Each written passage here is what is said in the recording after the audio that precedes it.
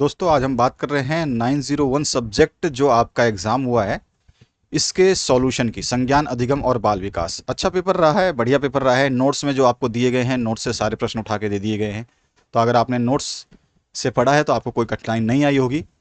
पहला जो प्रश्न है, रिक्त स्थानों की पूर्ति करनी है। इसमें आपके सारे सेट्स अब उपलब्ध हैं, यानी कि आपके केवल क्वेश्चन जो है ऊपर नीचे हैं, बाकी सारे सेट्स जो है आपका, चाहे सेट ए हो, आपका सेट ए हो तो भी आप इस वीडियो को देख सकते हैं, आप बी सेट भी इसी से देख सकते हैं, सी सेट भी इसी से देख सकते हैं और डी सेट भी आप इसी से देख सकते हैं। सारे सेट्स के आंसर यहाँ पर आपको मिलने वाले हैं, केवल क्वेश्चन क्रमांक चेंज होगा, प्रश्न सारे के सारे यही रहेंगे। पहला प्रश्न है खाली स्थान की पूर्ति करनी है, जिसमें आपसे पहला प्रश्न पूछा गया है, अधिगम का मुख्य नियम खाली स्थान है। तो आप जानते हैं अधिगम के 3 नियम हैं, जिसमें मुख्य नियम में 3 आते हैं। सबसे पहला आता है तत्परता का नियम, क्योंकि बालक अगर सीखना चाहता है तो वो तत्पर रहता है, तभी वो कुछ सीख सकता है। तो अधिगम का मुख्य नियम तत्परता का नियम है। ये नियम 3 प्रकार के होते हैं। इसमें ये नहीं पूछा है कि अधिगम का मुख्य नियम कितने प्रकार के होते हैं या कितने हैं, यहाँ पे नहीं पूछा है, तो आप यहाँ पे 3 भी नहीं लिख सकते हैं। वैसे 3 होते हैं, एक तत्परता का नियम है, दूसरा है अभ्यास का नियम और तीसरा है प्रभाव का नियम। तत्परता पहला है, दूसरा है अभ्यास और तीसरा है प्रभाव। जब तक तत्परता नहीं होगी तो अभ्यास नहीं करेंगे, अभ्यास नहीं होगा तो प्रभाव नहीं करेंगे। तो ये अधिगम के मुख्य नियमों में आता है। इसके बाद अगर आप थोड़ा जानना चाहते हैं तो गौण नियम भी है। गौण नियम में जो होते हैं उसमें आपके 5 नियम हैं, जो कि मैंने नोट्स में बताया हुआ है। बहु अभिक्रिया का नियम है, एक मनोवृत्ति का नियम है, एक आंशिक क्रिया का नियम है और साथ ही साथ सदस्य का नियम है और सहचर्य परिवर्तन का नियम है। तो ये 5 नियम होते हैं। हालांकि आपसे अधिगम का मुख्य नियम पूछा है तो पहला ही नियम की हम बात करेंगे, तत्परता का नियम। अगर बालक के अंदर तत्परता नहीं है तो कुछ भी नहीं सीख सकता है, सबसे पहला नियम ये कहता है। इसके बाद दूसरा जो क्वेश्चन है इसमें पूछा गया, दूरी, दिशा, ऊंचाई, लंबाई, गहराई, आकार। ये सारे के सारे गणित के जो भी आपके राशियां हैं, ये सारी गणित की राशियां हैं। दूरी गणित में आता है, दिशा आपकी गणित से ही पता चलती है कि किस दिशा की बात हो रही है। ऊंचाई, लंबाई, गहराई, आकार आदि के संप्रत्य जो है, यानी कि जो कंपोनेंट्स हैं, ये कंपोनेंट्स कौन से हैं या कॉन्सेप्ट्स कौन से हैं, ये सारे के सारे कॉन्सेप्ट जो है ये गणितीय संप्रत्य कहलाते हैं। इसके अलावा जो नेक्स्ट क्वेश्चन पूछा गया है, पूर्व संक्रियात्मक अवस्था खाली स्थान अवस्था है। इसमें नहीं पूछा है कि पूर्व संक्रियात्मक अवस्था कितने वर्ष से कितने वर्ष है, या फिर पूर्व संक्रियात्मक अवस्था की आयु इतनी वर्ष है, या पूर्व संक्रियात्मक अवस्था खाली स्थान वर्ष है। तो आपको इसमें वर्ष तो लिख ही नहीं सकते, वर्ष की कोई बात नहीं हो रही, क्योंकि अवस्था के बाद अवस्था पूछ रहा है। तो इसको हम बोलते हैं प्रारंभिक बाल्य अवस्था। प्रारंभिक बाल्य अवस्था को पूर्व संक्रियात्मक अवस्था के नाम से भी हम जानते हैं। नेक्स्ट जो क्वेश्चन है, अनुकरण सिद्धांत खाली स्थान ने दिया। अनुकरण सिद्धांत जो है अरस्तु का दिया हुआ है। केरोल गिलीगन का जन्म खाली स्थान में हुआ। तो केरोल गिलीगन का जन्म जो है न्यूयॉर्क यानी कि अमेरिका में हुआ है। अमेरिका लिखो, न्यूयॉर्क लिखो, दोनों ही बात सही है। तो ये आपके रिक्त स्थानों की पूर्ति हो गई, जिसके सेट में आपका ये पहला प्रश्न है या दूसरा प्रश्न है या तीसरा प्रश्न है या चौथा प्रश्न है, आप मिला लीजिएगा। आइए नेक्स्ट जो है आपका, एक वाक्य में उत्तर देना है। पहला है विस्मृति के प्रकार हैं। तो विस्मृति 2 प्रकार की होती है, मैंने नोट्स में बताया हुआ है, सक्रिय और निष्क्रिय। 2 प्रकार की ये विस्मृति होती है। आपको केवल प्रकार लिखने हैं तो 2 प्रकार इसका सही आंसर हो जाता।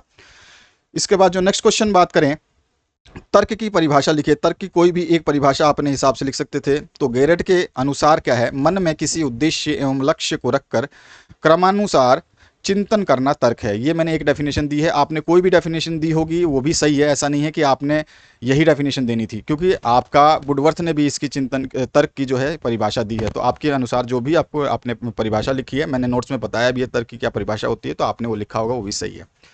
बहिष्कार का एक प्रभाव लिखिए। तो बहिष्कार का प्रभाव अगर हम बात करें तो बहिष्कार के कारण क्या होता है, व्यक्ति को योगदान देने, यानी कोई व्यक्ति कुछ कहना चाहता है, करना चाहता है, योगदान देने या अपनी राय व्यक्त करने में असहजता महसूस होती है, वो कंफर्टेबल नहीं होता है, उसका बहिष्कार होता है। तो इसके बाद जो नेक्स्ट क्वेश्चन है, कहानी कथन का एक उद्देश्य। इसके कम से कम 10 उद्देश्य हैं, सारे नोट्स में दिए गए हैं।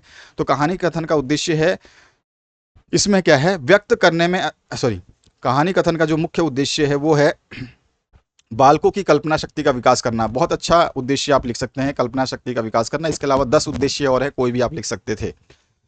गिलिगन ने नैतिक विकास की कितनी अवस्थाएं बताई हैं, तो इन्होंने 3 अवस्थाएं बताई है। गिलिगन के अनुसार नैतिक विकास की 3 अवस्थाएं हैं। आइए नेक्स्ट क्वेश्चन देखते हैं। आप अपना देख लेना कि आपके सेट में कौन से नंबर पे ये प्रश्न दिया गया है, आप मिला लेना। अगला जो प्रश्न है उसकी बात करते हैं, जो कि आपके एमसीक्यू हैं, बहुत वस्तुनिष्ठ प्रश्न है।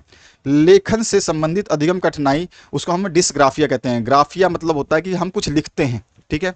चाहे डायग्राम बनाते हो, ग्राफिया आ जाता है। तो लेखन से संबंधित यानी लिखने की कठिनाई को डिस्ग्राफिया कहा जाता है। मैंने अपने नोट्स में भी बताया हुआ है। तो यहाँ पे बा ऑप्शन बिल्कुल सही आंसर हो जाएगा। ठीक है, तो बा ऑप्शन जो है इसका राइट आंसर हो जाएगा। जिस बच्चे ने ये क्वेश्चन पेपर भेजा है उसका राइट आंसर है ये डिस्ग्राफिया। अगला जो प्रश्न है, शिक्षा की प्रक्रिया नामक पुस्तक किसने लिखी है?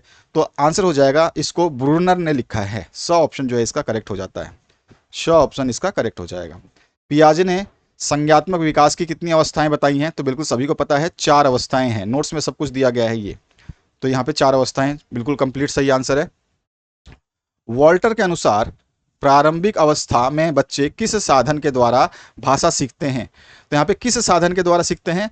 तो प्रारंभिक अवस्था जो होती है, ठीक है, इसमें जो बच्चे हैं वो सारी के सारी भाषा का जो अनुकरण करते हैं वो अनुकरण द्वारा सीखते हैं, यानी कि किसी न किसी को देख करके सीखते हैं। चित्रों से नहीं सीख सकते प्रारंभिक अवस्था में, ना ही वो प्रकृति से सीख सकते हैं। तो यहाँ पे ऑप्शन करेक्ट हो जाएगा।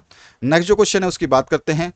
कार्ल ग्रूस ने खेल के कितने प्रकार बताए हैं? तो कार्ल ग्रूस ने खेल के 5 प्रकार बताए हैं। तो यहाँ पे इसका स ऑप्शन करेक्ट हो जाता है। इन्होंने 5 प्रकार बताए हैं खेलों के। इसके बाद आइए नेक्स्ट क्वेश्चन देखते हैं। अब जो बड़े क्वेश्चन हैं सारे नोट्स से दिए गए हैं।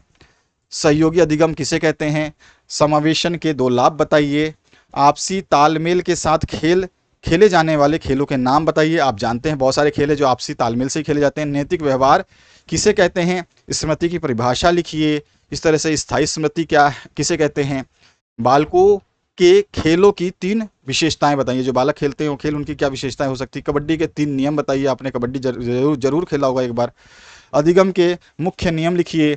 इसी में और ऑप्शन में अधिगम स्थानांतरण के प्रकार लिखिए।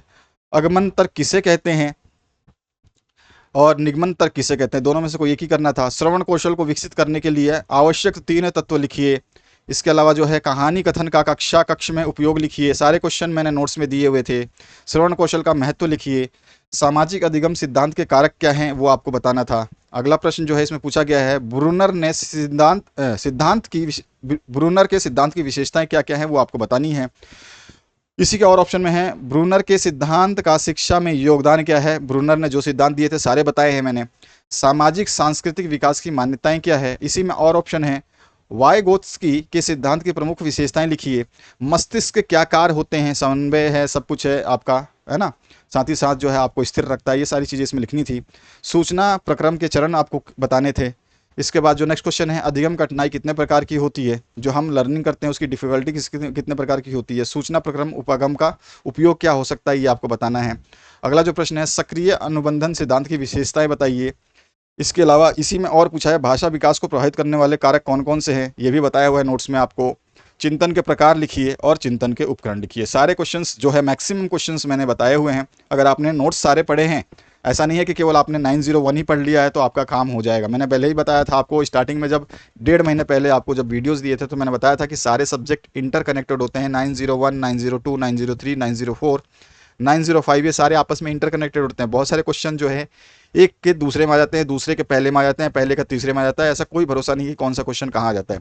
अकॉर्डिंग टू ब्लूप्रिंट कभी भी आपके क्वेश्चन पेपर डिज़ाइन नहीं होते हैं। बहुत बड़ी ही समस्या है। तो आशा करता हूँ इस वीडियो को देख करके आपने अपने क्वेश्चन मार्क जो भी आपने किए हैं उसके मार्क कर लिए होंगे और कितने नंबर आए हैं कमेंट करके आप बता सकते हैं। Thank you very much. Have a good day. मिलेंगे नेक्स्ट वीडियो में और वहाँ पर फिर इसका एनालिसिस करेंगे आपके नेक्स्ट पेपर का। Thank you very much. Have a nice day और प्रिपेयर करते रहिए।